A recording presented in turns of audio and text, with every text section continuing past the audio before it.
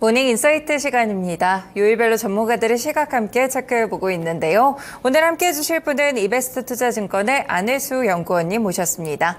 연구원님 어서 오세요. 네, 저희 오늘은 철강주와 관련된 이야기부터 먼저 시작을 해보겠습니다. 최근에 철강주들 좀 흐름이 좀 답답한 것 같은데 주가 흐름이라든지 업황 상황은 어떤지 함께 체크해주세요. 네, 최근 들어 이제 올해 들어서 철강 주가는 계속 횡보세를 지속을 하고 있습니다. 일단 중국의 1, 2월 철강 관련 데이터를 좀 살펴보시면요. 이제 전방 부진이 좀 지속되고 있고 수급 개선이 유원하다라는 걸 좀 확인하실 수가 있겠습니다. 네. 일단 중국 2024년 1, 2월 조강 생산량을 보시면 작년 대비해서 이제 1.6%가량 상승을 했는데요. 일단 이제 중국 측에서는 수요 부진을 높은 가동률과 판가이나 그리고 그걸 수출로 이제 밀어내는 모습으로 좀 견뎌내 왔습니다. 네. 그래서 중국의 좀 고로사들이 3월 들어서는 개보수 일정이 있어서 잠깐 뭐 가동률이 낮아지는 듯 했지만 4월 들어서는 다시 이제 재가동에 들어가기 때문에 중국 가동률은 좀 이제 조정 흐름은 아직 안 나오고 있다라 보시면 될 것 같습니다. 네. 그리고 이제 부동산 관련 데이터를 보시면 또 1, 2월 데이터를 보시면 이제 신규 상업용 건물 판매 면적이나 그런 것들이 이제 전년 대비해서 계속 20% 정도씩 두 자릿수씩 빠지고 있습니다. 네. 또한 부동산 개발 투자나 신규 착공 역시 전년 대비해서 감소하는 모습 나오고 있는데요.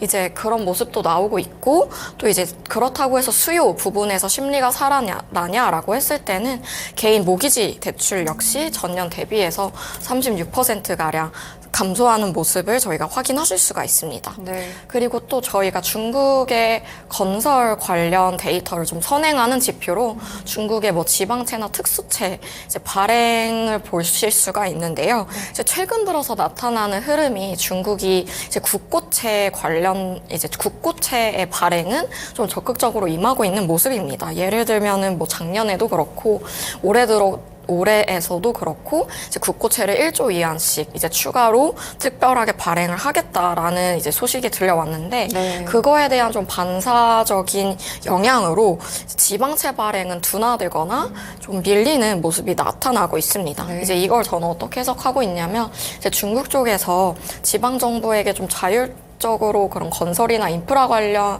내용을 맡긴다기보다는 이제 중앙에서 직접 부채 관리와 그런 건설 인프라 관련된 프로젝트를 관리에 돌입했다라고 해석을 하고 있습니다. 네, 그렇군요. 역시나 철강 종목들은 중국에 대한 영향력을 함께 체크를 해볼 필요가 있을 것 같습니다. 그리고 오늘이 슈퍼 주총대회입니다. 이제 주총 시즌 오늘이 거의 이제 막바지로 갈수록 이제 많이 열리는 것 같은데 철강 기업들도 경우에는 이번에 뭐 여기 주총에서의 어떤 변화라든지 혹은 또 밸류업이 이슈니까요. 이와 관련된 내용들은 없었을까요?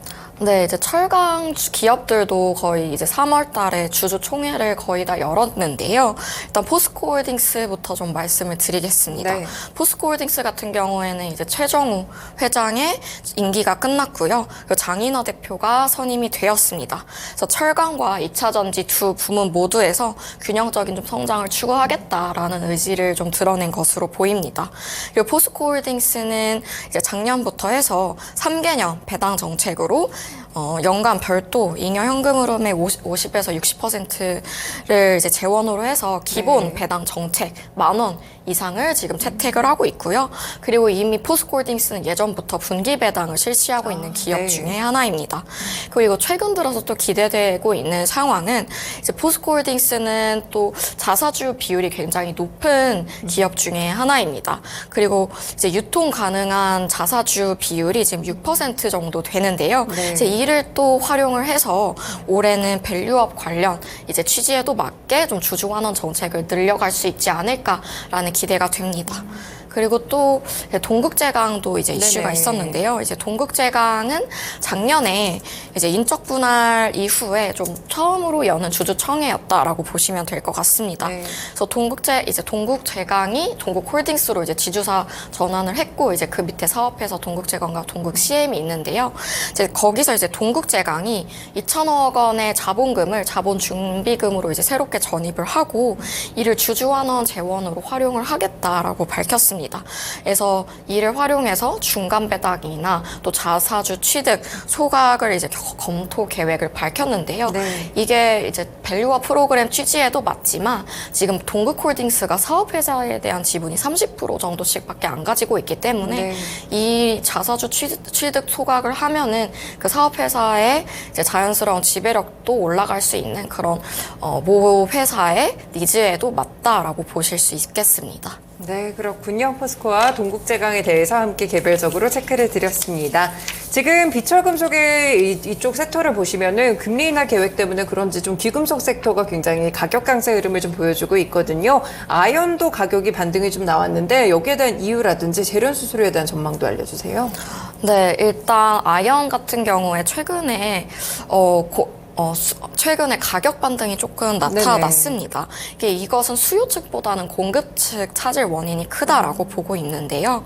일단 아연 광산 기업들이 작년 말부터 해서 지속적인 뭐 수요 부진이나 공급 과잉 우려에 선제적으로 대응을 해서 네. 감산을 실시한 상황입니다. 작년 말에는 그런 이슈가 있었고 올해 초에는 좀 지속적으로 새로운 이슈가 나타나고 있는데 이제 글렌코어라는 이제 글로벌 광산 기업의 이제 광산들에서 뭐 폭우로 생산을 중단을 한다든지 아니면 이제 그 광산이 있는 국가 정부에서 허가 문제가 있다든지 하는 식으로 해서 또 공급 차질 문제가 지속되고 있고요. 또 이제 그 밖에 또 재련 기업단에서는 네. 이제 영풍이 우리나라 이제 기업인데 글로벌 6위의 재련 이제 아연 재련 캐파를 가지고 있습니다. 근데 최근 들어서 좀 뭐 인명사고나 그런 ESG 이슈가 계속되어서 20% 이하로 가동률이 떨어졌다라고 하는데요. 네. 이러한 점들이 좀 아연 가격 반등에 좀 영향을 미친 것 같습니다. 그리고 사실 또 이제 재련 수수료 타결이 이제 거의 3월 이내면은 나는데요. 어제 올해 들어서는 좀 그게 밀리는 모습을 보이고 있습니다. 저는 그 이유가 앞서 말씀드렸던 이제 광산과 재련 기업들의 이제 수급 요인에서 좀 이제 상충하는 요인들이 발생하고 있기 때문에 밀리지 않나라고 보고 있는데요. 네. 근데 사실 작년부터는 좀 아연 이 벤치마크 TC가 이제 스팟 TC가 이제 100불 이하로 네. 내려가는 그런 모습들을 보면서 이제 굉장히 낮게 태결되지 않을까라는 그런 우려들이 좀 시장에 존재했던 걸로 알고 있습니다. 근데 이제 지금 그래서 시장 컨센서스로는 이제 톤당 150달러에서 170달러 정도로 지금 컨센서스가 이루어져 있는데 저는 170달러 수준은 충분히 타결이 될 수 있다라고 보고 있습니다. 네. 왜냐하면 이제 과거 히스토리를 보았을 때 이제 중국의 스파티시가 이제 100불 이하로 떨어졌을 때도 적어도 170불 이상은 지지가 되었고 당시보다 전력비나 인건비가 많이 올랐기 때문에 이 정도의 수준은 충분히 타결될 수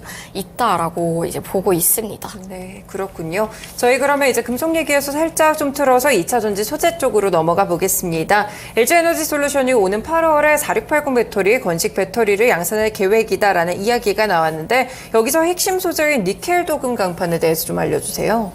네, 니켈 도금 강판은 이제 원통형 배터리의 금속 캔 케이스의 소재로 쓰입니다. 네. 일단 원재료 BP 이제 석도 원판이라고 불리는 소재를 이제 니켈 도금을 한 후에 열 처리 공정을 한 후에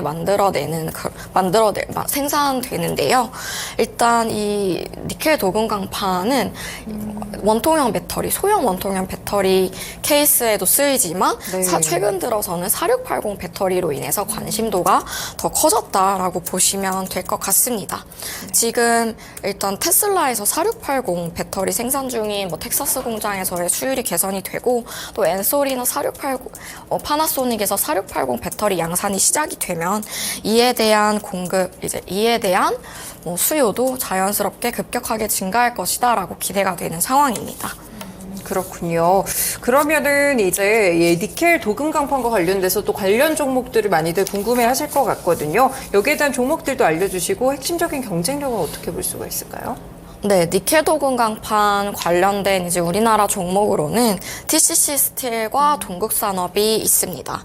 일단 그리고 이제 니켈 도금 강판 이 사업에 있어서 핵심적인 진입 장벽과 경쟁력은 원재료인 BP의 수급이다라고 보시면 될 것 같은데요. 네. 일단 BP 같은 경우에는 블랙 플레이트의 줄임말로 이제 굉장히 고급 냉연 제품군에 속합니다. 일단 이게 쇳물부터 굉장히 청정하게 만들어야 되고 또 표면도 굉장히 매끄럽고 균일하게 좀 압연을 해서 만들어야 되네요. 굉장히 얇게 또 만들어야 되는데요. 네. 근데 이게 니켈 도금 강판이 좀 이렇게 수요가 늘어나기 전에는 이제 주석 도금 강판의 주요 원 소재였습니다. 네. 근데 이제 그러다 보니까 전방 수요가 뭐 통조림 캔이라든지 아니면 이제 분유 캔 이런 식음료 캔이었는데요. 이게 만들기는 어려운데 수요 쪽은 계속 둔화가 되었다 보니까 공급자 우위 시장이 형성되어 있는 이제 소재 중에 하나였습니다. 네. 그래서 이 니켈 도금 강판은 사실상 원재료 BP를 잘 수급하느냐가 핵심적인 원재료다라고 보시면 이제 핵심적인 진입 장벽이다라고 네네. 보시면 될 것 같고요. 우리나라에서는 뭐 TC 스틸이나 TC 스틸에게 지금 포스코가 이제 BP를 공급하고 있는 상황입니다. 그리고 동국산업 역시 포스코에게서 BP 원재료를 조달할 계획을 가지고 있고요. 그리고 또 이제 니켈 도금 강판 외에 또 관련해서 이 니켈 도금 강판을 가져다가 네. 이제 원통형 배터리 금속 캔으로 가공을 하는 프레스 업체들로는 뭐 이제 엔솔 벤더인 동원 시스템즈가 있고 또 SDI 벤더인 상신 EDP가 있다라고 봐주시면 좋을 것 같습니다. 네, 니켈 도금 강판과 관련된 종목들까지 함께 전해드렸습니다. 최근에 또 동국산업에 대한 주가도 괜찮았는데 니켈 도금 강판과 관련된 뭐 일정이라든지 뭐 그런 경쟁력들을 갖추고 있을까요? 네, 동국산업 같은 경우에는 최근 들어서 니켈 도금 강판에 대한 이제 관심으로 주가가 굉장히 좀 급등을 했는데요. 일단 동국산업 같은 경우에는 원래는 본업이 이제 내년 사업이었고, 네. 이제 거기에서 신사업으로 22년 8월에 니켈 도금 강판 사업에 진출을 하겠다라고 밝힌 상황입니다. 네. 그래서 동국산업은 이제 올해 7월에 8만 톤 규모의 니켈 도금 강판 설비를 이제 준공이 되고요. 그리고 9월에 신규 라인이 이제 가동이 된다라고 보시면 좋을 것 같습니다. 그래서 이제 동국산업의 니켈 도금 강판 매출은 네. 이제 2025년부터로 지금 전망을 하고 있는데요. 일단 9월에 가동을 시작을 하더라도 일단 5, 6개월간의 이제 퀄리티 테스트 기간이 필요하기 때문이다라고 보시면 네. 될 것 같습니다. 그리고 이제 8만 톤 1차 설비 신규 설비 준공 후에는 이후에 수요 상황에 따라서 최대 13만 톤까지 추가 증설 계획하고 있습니다. 그리고 이제 니켈 도금 강판 이제 매출 규모를 추정을 하면은 일단 8만 톤 기준으로 풀 가동을 한다라고 했을 때는 2천억 원 정도가 추정이 되고요. 네.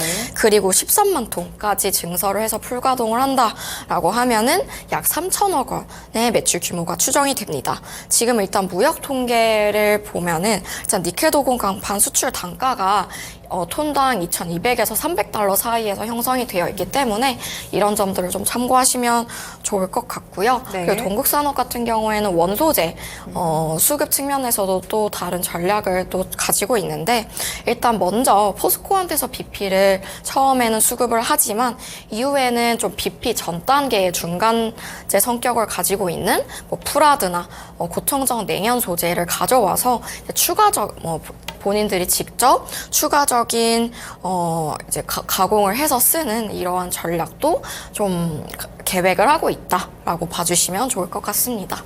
네, 동국산업에 대해서 함께 알아봤고요. 그러면 마지막으로 오늘 철강과 2차 전지 소재와 관련된 이야기 나눴으니까요. 이 중에서 토픽 골라주신다면 연구원님 어떻게 보세요? 네, 최근 들어서는 이제 LNF 관련돼서 말씀을 드리면 좋을 것 같습니다. 일단 LNF가 지난 월요일 SK온양 공급 계약을 공시를 했는데요. 네. 일단 총 30만 톤 규모로 13.1조 원 규모의 공급 계약 공시였습니다. 일단 본격적으로 26년부터 SK온의 국내외 공장향으로 본격 출하가 기대가 되는 상황입니다. 일단 80% 이상의 하이니켈 제품, 네. 단결정 제품이 대부분을 이루고 있고 또 이제 최종 엔드 유저는 현대차 그룹으로 추정이 되고 있는 상황입니다. 네네. 이제 미국향 물량이 상당수 대부분이다라고 추정이 되는 상황인데요. 최근 들어서 뭐 GM이나 포드 같은 이제 레거시 OEM사들은 전기차 부분에 있어서 속도 조절을 하고 있습니다. 근데 현대차 그룹은 좀 비교가 되게 적극적인 행보를 보이고 있는데요. 네. 일단 현대차 같은 경우에 미국 조지아 공장을 좀 조기 가동할 계획을 가지고 있습니다. 그래서 이에 따라서 SK온 향의 이제 수요의 주요 주인공으로 지금 LNF가 지금 나왔다라고 보시면 좋을 것 같습니다. 네. 지금 SK온과 현대차 그룹은 미국에 이제 셀 JV 공장을 지금 설립을 하고 있는데 이게 연간 35기가와트 규모입니다. 네. 이거는 이제 양극재 연간 4.5만 톤 규모의 필요로 한다라고 보시면 되는데요. 사실상 지금 LNF가 엊그제 나온 그 30만 톤 규모의 공급 계약이 이 물량을 상당 부분 커버할 수 있다라고 말을 할 수가 있겠습니다. 네. 지금 LNF는 이로 인해서 고객사 다변화가 이제 드디어 가시화가 되었다라고 해석을 하고 있고요. 네. 또 올해는 추가적으로 뭐 LG 에너지 솔루션 미국 애리조나 공장이나 또 4680 배터리 향으로 수주가 또 기대되는 상황이고 또 이제 유럽 신생 배터리사인 노스볼트 향으로 수주도 기대가 되는 상황입니다. 네. 이렇게 지금 LNF의 고객사 다변화가 드디어 좀 가시화가 되었고 네. 또 올해 셀사들의 움직임 중에서 좀 비교적 긍정적 요인, 기대되는 요인들이 있는 고객사들을 이제 고객사들 중심으로 확대가 진행됨에 따라서 이 밸류에이션 매력도까지 더해진다면 LNF에 대한 관심도가 올라가는 한 해가 될 수 있다라고 보고 있습니다. 네, 그렇군요. LNF 대규모 공급 계약을 체결하기도 했었고요. 앞으로 좀 열려있는 수주에 주목을 해보시면 좋을 것 같습니다. 네, 오늘 말씀은 여기까지 듣도록 하겠습니다. 연구원님 고맙습니다. 네, 이렇게 오늘은 모닝 인사이트 시간 철강과 2차전지 소재에 대한 이야기 함께 나눠봤고요. 이베스트 투자증권의 안혜수 연구원님의 의견까지 청취해봤습니다.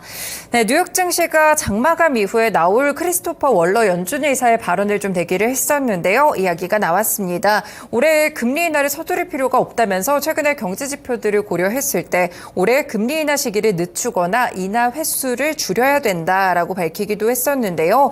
월러 의사가 지금 여전히 올해 금리 인하를 예상은 하고 있지만 인플레이션이 좀 추가적으로 하락하는 증거들을 봐야 된다라고 이야기를 했습니다.